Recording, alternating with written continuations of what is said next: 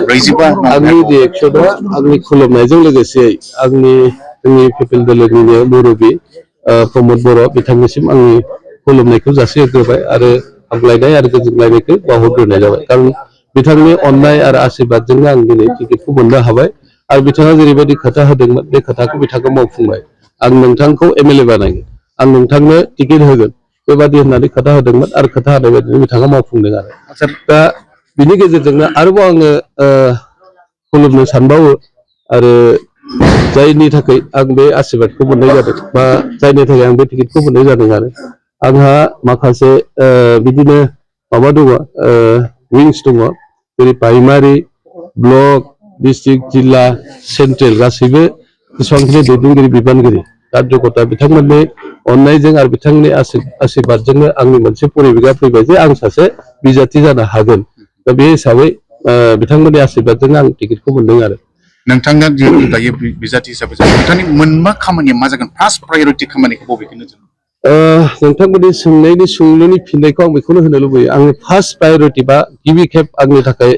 मोनसे गिदिर सोंलु थागोन आं जेला माने सासे सोद्रोमा जानानै थाङोब्ला आसामनि एसेम्ब्लियाव बिधान सभायाव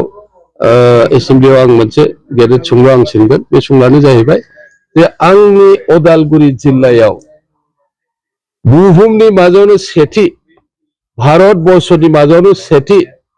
आसामनि मादावनो सेथि बा नङाबा नर्थ इस्टनि मादावनो सेथि बा जोंनि बिटिसिनि बे मोनबा जिल्लानि गेजेरावनो बे जिल्लायानो बयनिख्रुइबो भयंकर आरो गिथावना मोनसे सेथि जिल्ला जानो थांगासिनो बेनो जाहैबाय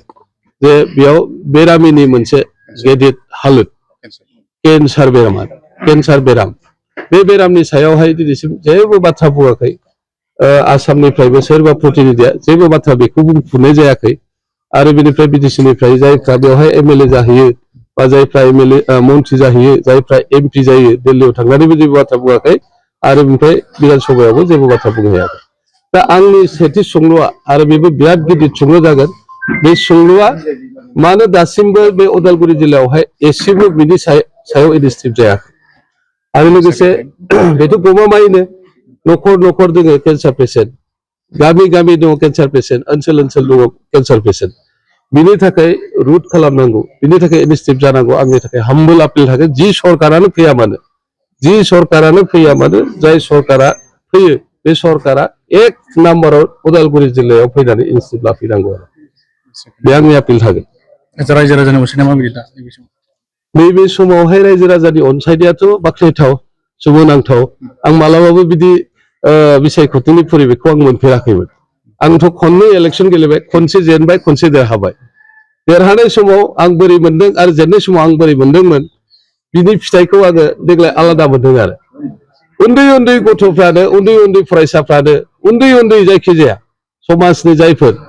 बिथांमोनानो खालि नेर्सोन बर'निल' खोथा ओंखारबाय था देग्लाय नेर्सोन बर'आसो देरहागोन देग्लाय पार्टिजों खोथा गैया देग्लाय केन्डिडेटजोंसो खोथा देग्लाय माने आनलकेलजों खोथा नङा देग्लाय लकेलजोंसो खोथा बेबायदि खोथाफ्रा जेरावबो ओंखारबाय थादों आरो बेखायनो आङो बरसा थिनाय थादों न'आवनो आङो देग्लाय माने देरहागोन देरहानायानो 100% जागोन होननानै आं साननानै दङ आरो दायो प्रत्याबानालाय निस्सय जागोन गुबुन गुबुन दोलोफ्राबो जुजिगोन बायदिसिना दोलोनिफ्रायबो निस्सय केन्डिडेट थागोन आरो बिखेखै दायो एलायन्स हिसाबै बिजेपि आरो बिपिएफनि केन्डिडेटआ थागोन बाहाय बेयाव माने बिपिएफआसो केन्डिडेट मोनगोन बिजेपिआ होआ दा बेखाय जाय केन्डिडेट फैया मानो फैथाबानाथ' थाखागोन अब्लाबो जुजिनायनि गेजेरजों आरो रायजोफोरनि माने अनसायनाय आरो आशीर्बादनि गेजेरजों निस्सय नेर्सोन बर'आनो बेवहाय माने रंजानो मोनगोन आरो देरहानाय फैगोन आरो रंजानो मोनगोन